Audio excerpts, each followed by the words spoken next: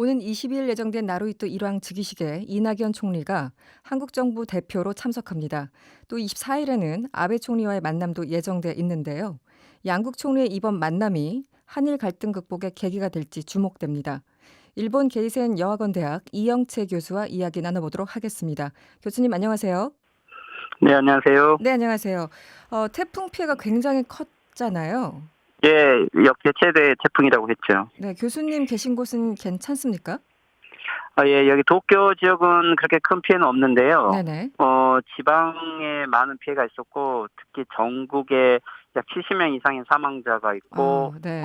약 70곳 이상의 제방이 붕괴되어서 네네. 아직까지도 이 복구 작업이 아직 궤도에 올라가지 못하고 있는 것 같습니다. 네, 알겠습니다. 빠른 복구를 기대해 보고요. 이낙연 총리가 나루히토 일왕 즉위식에 참석을 하고 있습니다. 아마 일본 언론에서도 관심 있게 보도를 하고 있는 것 같은데요. 대략 어떤 톤으로 보도를 하고 있나요?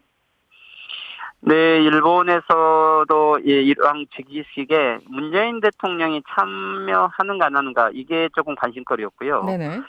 이낙연 국무총리가 참가하는 것에 대해서도 뭐 한일 관계 어느 새로운 좀 전환의 계기가 될 것인가 뭐 이런 부분을 보고 있는데 네. 문재인 대통령이 참여하지 않는 것이 아마도 이 한일 관계에 새로운 어떤 돌파구까지는 되지 않기 때문에 예, 음, 참여하지 않는 것 같다라는 식의 보도를 하고 있는 것 같습니다. 그러니까 지금 만난다고 하더라도 크게 돌파구가 마련되지 않을 거기 때문에 뭐 별다른 기대를 안 하고 있다. 이 정도의 톤입니까? 예, 그렇죠. 그렇지만 이낙연 총리 자체에 대해서는 뭐 네. 문재인 대통령의 가장 측근이기도 하고 네. 또 일본을 잘 알고 있는 지일파 수상이라고 보도를 하면서 그렇죠. 뭔가 계기가 되었으면 한다는 기대감은 있는 것 같습니다. 네. 지금 일부 보도에 따르면 이낙연 총리가 문재인 대통령의 친서를 들고 갈 수도 있다. 물론 청와대는 아직까지 확답을 하지 않고 있습니다. 이 친서가 어떤 영향력이 있을까요? 효과가? 예, 그렇죠. 일본에서도 좀 그 보도가 나오고 있고요. 네네. 아마도 이낙연 총리 개인적인 발언보다는 문재인 대통령의 뜻을 가지고 오는 것이 일본 측에서도 더 이렇게 대화하는 네. 훨씬 더 좀 수준 높은 기대가 가능할 것 같고요. 네네. 아마도 일본 측이 가장 관심이 있는 것은 예, 한국 측에서 강제징용 재판이라든가 네. 일본과의 관계에 대해서 어디까지 생각을 하고 있는지 그 본심을 파악하고 싶어 하기 때문에 아마 음. 저는 대통령의 서한은 일본에 많은 효과가 있을 거라고 봅니다. 네. 아베 총리가 엊그제 참의원 예산위원회에서 이런 얘기를 합니다.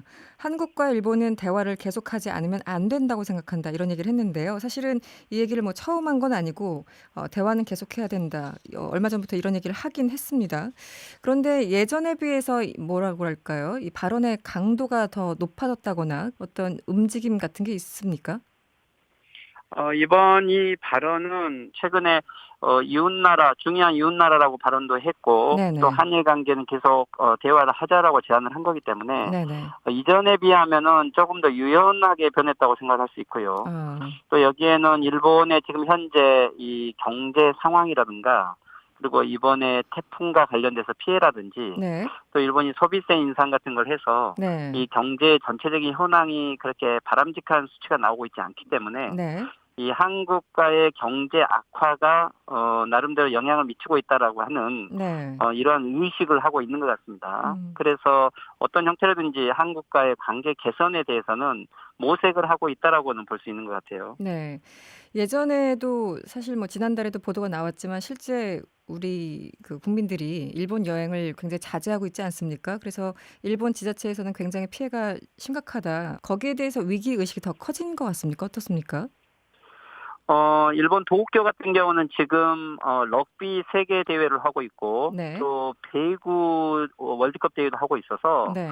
실질적으로 도쿄에는 외국인들이 작년보다 더 많이 방문했다고는 해요. 네네네. 하지만 오키나와라든지 홋카이도 이 지역에는 네. 발표된 통계에 의하면 작년에 비해서 50% 또는 70%까지 어. 격감하고 있다는 보고가 나오고 네네. 이것 때문에 지방 경제가 추경을 해야 된다라는 이러한 보도까지 나오고 있기 때문에 네. 이번 태풍 피해까지 겹쳐서 지방에서 중앙 정부에 대한 불만들은 아주 높다고 봅니다. 음. 아마 이런 것들이 아베 정권에게 많은 압박이 오고 있는 건 사실이고요. 만약에 올해 연말에 네. 혹시 중의원 해산을 하고 네. 총선거를 하게 된다면 네. 지방도 의식하지 않을 수 없기 때문에 아. 지금은 아베 정권이 한국과 관계 개선이라든가 오히려 네. 대화를 더 모색하지 않으면 안 되는 입장에 있는 것 같아요. 그런 상황으로 좀 몰리고 있군요, 본심과 다르게. 그렇죠. 네네. 그럼에도 불구하고 일본 아베 정권의 현직 강요가 2년 반 만에 A급 전범이 합사된 야스쿠니 신사를 참배했습니다. 그리고 아베 총리는 또다시 공물을 보냈던데요. 대화가 필요하다고 말은 하면서 행동은 정반대로 하고 있는데 이건 어떻게 봐야 됩니까? 네, 그렇죠. 이번에 이 2년 만에 내가 강요가 공식으로 참배를 했는데 네. 이번에 참배한 사람은 에도 세이치 일본의 지금 내각 중에서도 가장 혐한 인사로 대표적인 사람이고 네. 오랫동안 아베 총리의 최측근 정책 보좌를 했던 사람이죠. 네네. 아마 일본 회의의 멤버로서 네. 이 사람은 아마 자기의 의지를 보이는 것 같고요. 음. 그렇지만 아베 총리는 2013년 이후에 지금까지 야스쿠니는 공식 참배를 하고 있지 않는데 네네. 아마도 이번 방문은 지금 현재 야스쿠니는 매년 봄과 가을에 대제라고 해서 정식 행사를 하고 있는데 네. 원래 8월 10월보다 야스쿠니에는 이 날짜가 훨씬 더 중요하죠. 어. 이게 야스쿠니에 신이 내려온다고 하는 이 대행사인데 네네. 거기에 아베 수상이 공식 방문은 안 하지만 네. 이 공문을 보내는 것도 실질적으로 이것은 헌법 위반이다, 정교분리 위반이다라는 지적은 지금까지 계속 있지요. 네. 하지만 또 한 가지 지금 일본이 중국의 이 시진핑 주석의 방위를 예정하고 있기 때문에 네. 이번에는 그렇게 중국을 야스쿠니 문제로 자극해서는 안 된다라는 의식도 있는데 네. 뭐 에도 세이치 같은 강경파들은 네. 그럼에도 불구하고 강행을 한 것은 아마 수상과의 의견 대립은 좀 있을 것 같은데 뭐 네. 그래도 일본 회의라고 하는 즉 네.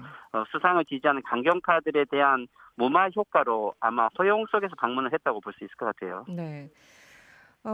여야 국회의원들 오늘은 야스쿠니 신사를 참배했는데 이 참배를 했던 의원들이 이른바 다 함께 야스쿠니 신사를 참배하는 국회의원 모임 이런 이름을 갖고 있는 사람들이더라고요. 그런데 조금 전에 말씀하신 그 일본 회의 이 사람들과 많이 겹치는 사람들입니까? 어떻습니까?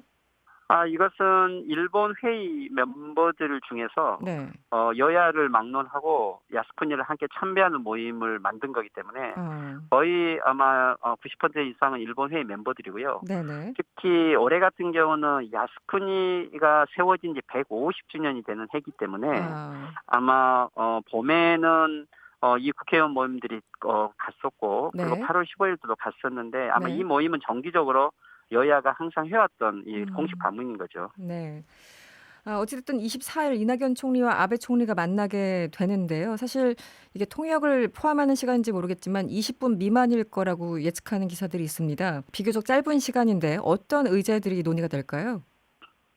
예, 대충 15분에서 20분 정도가 될 거라고 보도가 나오고 있는데 네네. 일본 측에서 가장 관심이 있는 것은 강제징용 재판에 대한 한국 측 의견이 무엇인가 이것에 대한 아마 본심은 물어볼 것 같고요. 네. 또 하나는 지소미아 종결에 대한 한국 측의 다시 의견을 아마 물어볼 것 같습니다. 네네. 그리고 한국 측은 이게 7월 그러니까 일본이 무역 보복을 했던 이전의 단계로 돌아가고자 하는 것이 또 한국 측의 의도이기 때문에 네. 아마 한일 간에는 이 안보 문제, 경제 문제, 그리고 역사 문제 이 세 가지 안건에 대해서 최소한의 의견 교환을 하지 않겠는가라고 생각이 됩니다. 네. 강제징용 배상 관련해서 우리 정부가 제안했던 1+1 방안, 그러니까 한일 양국 기업의 자발적인 참여로 이 피해자들에게 위자료를 지급하는 그 중재안, 우리가 이미 제안을 했지만 일본 측에서 거절했었습니다. 지금도 여전히 강경하게 반대하고 있는 그런 입장인가요? 네, 그렇죠. 일본은 어떤 형태로 있어도 일본 기업에게는 배상을 시키지 않겠다. 즉 일본 기업이 어떤 피해도 받지 않겠다라는 논리를 내세우고 있고 네네. 65년의 한일 협약에 의해서 일본은 이 문제에 대해서는 완전 해결됐다라고 계속 주장을 하고 있기 때문에 네. 아마도 한국 측이 1+1+1인데 네. 아마 이 안에 대해서 일관되게 검토할 가치도 없다라는 반응을 보이고 있죠. 네. 하지만 실질적으로 이 네. 한국 정부가 내놓은 안은 여러 가지로 보면 이미 재판 결과가 나온 내용에 대한 네. 나름대로 한일 간에 대책을 내놓은 거기 때문에 네. 실질적으로 일본 정부 내에서 그렇게 받기 어려운 안은 결코 아니거든요. 네. 그래서 만약에 이것은 한국과 일본의 실무자 선에서 방식과 내용에 대해서 좀 더 상담을 하면 충분히 협의가 가능한 안이기 때문에 네. 아마 일본 측에서 이 부분은 좀 더 적극적으로 네. 아마 생각을 해야 될 것이고 네네. 이런 일본의 이 양보를 끌어들이기 위해서 네. 한국이 어떤 또한 이 교섭 카드를 내세울지 아마 이런 부분들이 중요할 것 같습니다. 네. 정말 외교전이 될 것 같군요. 알겠습니다. 일본 게이센 여학원 대학 이영채 교수였습니다. 오늘 고맙습니다. 네, 감사합니다. 여러분의 퇴근길을 꽉 채워드립니다. 평일 저녁 6시 5분 이승원의 세계는 그리고 우리는